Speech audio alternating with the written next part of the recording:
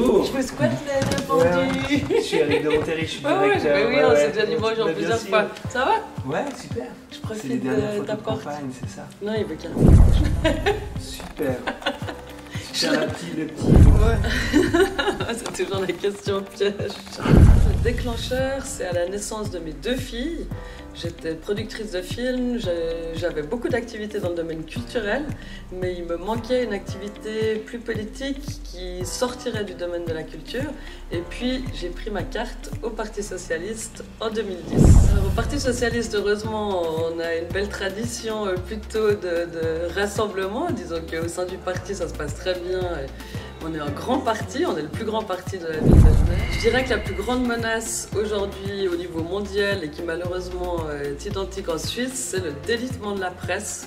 Pour moi, c'est extrêmement important qu'on ait une information solide, vérifiée, voilà, accessible à tout le monde. C'est bien pour poser des questions philosophiques. Alors, on a toujours un peu peur. Moi, maintenant, j'ai 52 ans. Je vois que certains progrès technologiques peuvent me faire peur. Mais il ne faut jamais oublier que l'humanité arrive assez bien à s'adapter et que c'est quand même nous qui utilisons ces outils technologiques. Je dirais bien au Parti Socialiste. On a beaucoup de jeunes femmes. On a un parti de la jeunesse socialiste qui est extrêmement actif. Et on est un super groupe, et puis je dirais de venir, parce que c'est aussi festif des fois de faire la politique, on rencontre des amis, des camarades, alors il ne faut pas avoir peur, il faut se lancer, tout le monde est légitime pour faire entendre sa voix et pour défendre celle des autres. Je suis de nature optimiste, je suis évidemment toujours très motivée, maintenant c'est des derniers jours compliqués, et puis voilà, pour rien vous cacher, je suis très stressée. J'espère que ça se passera aussi bien qu'au premier tour, mais voilà, tout est encore ouvert, donc résultat, verdict le 13 avril.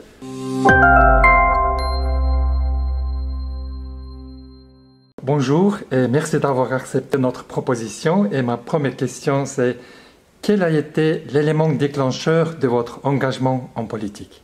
Alors, bonjour, merci à vous de m'adresser ces questions. J'ai un peu l'impression d'avoir toujours été engagée, en tout cas pour la société et le monde qui m'entoure. Après, le déclencheur, c'est à la naissance de mes deux filles. J'étais productrice de films, j'avais beaucoup d'activités dans le domaine culturel, mais il me manquait une activité plus politique qui sortirait du domaine de la culture. Et puis, j'ai pris ma carte au Parti Socialiste en 2010. Vous présentez-vous en tant que socialiste, mais comment définissez-vous le socialisme aujourd'hui dans une ville comme Genève?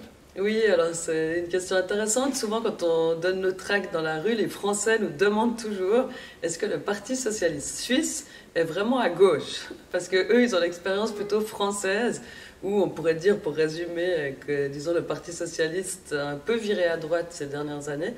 En Suisse, le Parti Socialiste a toujours les mêmes valeurs fondamentales, c'est le partage des richesses et la solidarité.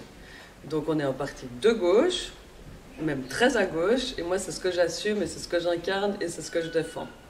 Quel a été le plus grand défi que vous avez dû surmonter dans votre carrière politique?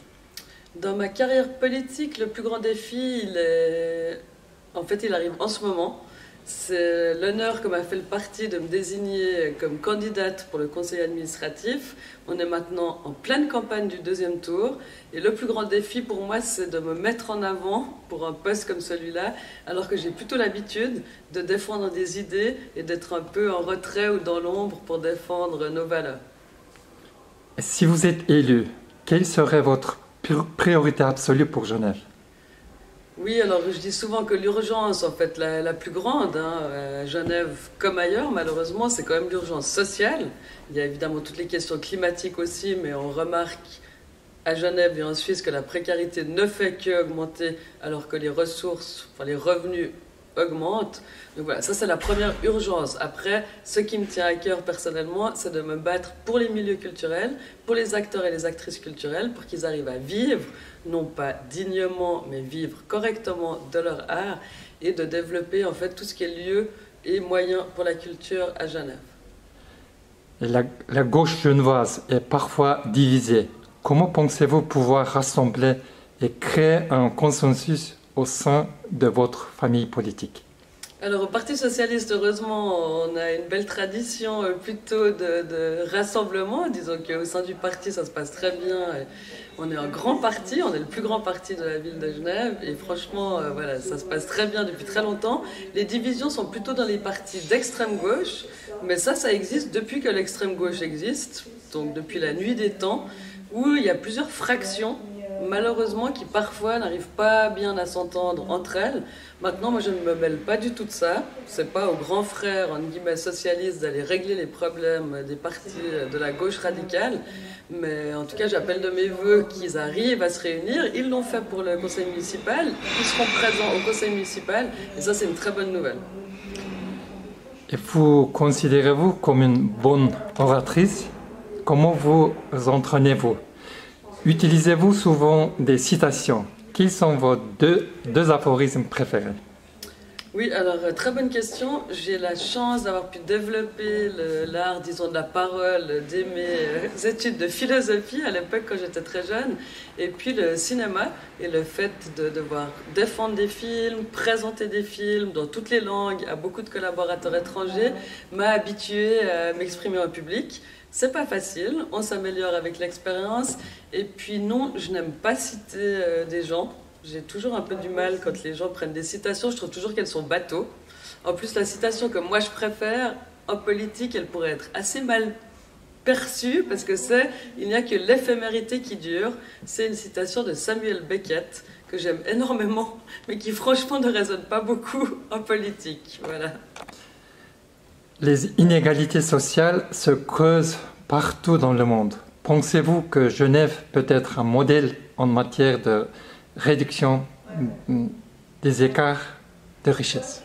Je pense que la différence et peut-être la chance qu'on a à Genève, c'est que face à cette précarité, face à l'augmentation des inégalités sociales, on a les moyens financiers de venir en aide à toutes celles et ceux qui en ont besoin.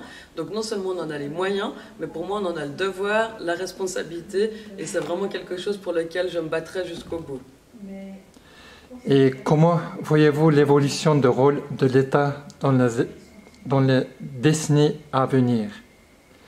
Et devrait-il plus récent ou moins interventionniste? Plus présent ou moins présent? Alors moi j'ai toujours défendu un État fort et une présence des collectivités publiques sur le terrain forte. C'est aussi pour ça qu'on se bat pour que les impôts continuent à exister, pour qu'on puisse répartir la richesse. Et puis l'État a un rôle envers tous les habitants et habitantes de notre pays et de notre ville, et c'est le premier rempart à la pauvreté et puis voilà, à la solitude et aux inégalités. Quelle est selon vous la plus grande menace qui pèse sur nos sociétés aujourd'hui? Je dirais que la plus grande menace aujourd'hui au niveau mondial et qui malheureusement est identique en Suisse, c'est le délitement de la presse.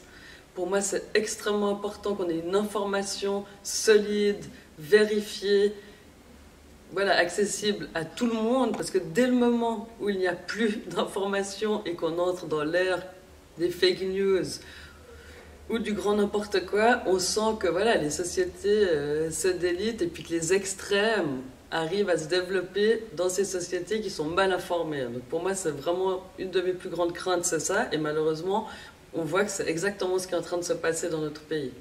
Le progrès technologique va-t-il améliorer notre qualité de vie ou nous éloigner davantage les uns des autres?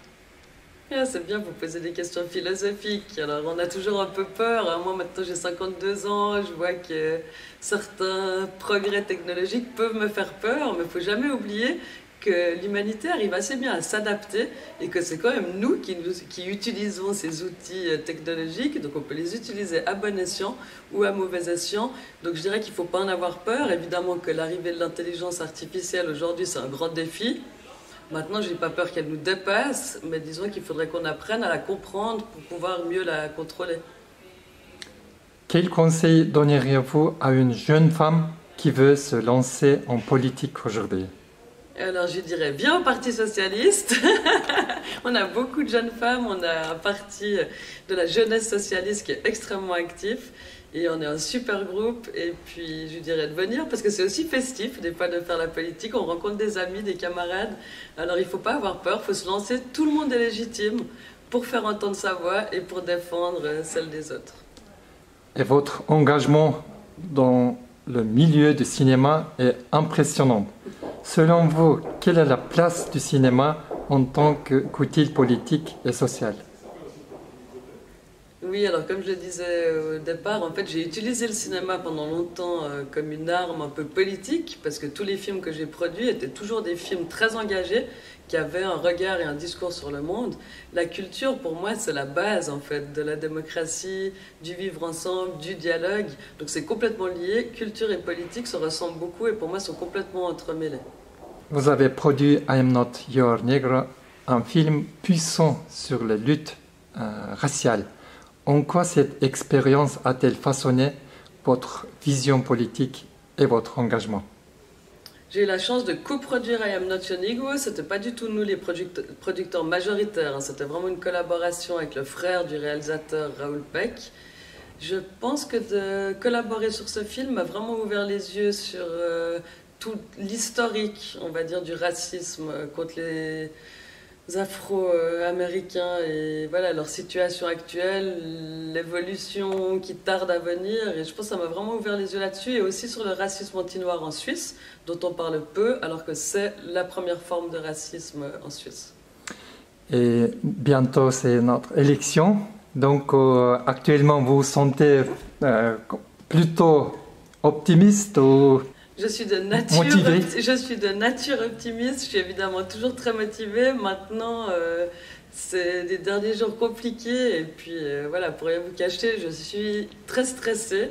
J'espère que ça se passera aussi bien qu'au premier tour, mais voilà, tout est encore ouvert, donc résultat, verdict le 13 avril. Et les jeunes, ou jeunesse, la jeunesse, ils ne participent pas beaucoup à l'élection. Est-ce que vous le remarquez? Ou ils participent bien, activement? Non, alors malheureusement la jeunesse vote très peu, que ce soit autant pour les votations que pour les élections. On essaye toujours d'aller les chercher, on a justement les jeunesses socialistes qui essayent de parler aux jeunes, on va dans les bistrots, on essaye de leur expliquer que c'est pour eux qu'on fait tout ça, mais c'est un public qui est difficile à atteindre. Voilà, on ne désespère pas et c'est crucial en fait que la jeunesse s'engage aussi et se mobilise. Donc, qu'est-ce que vous voulez ajouter pour vos électeurs?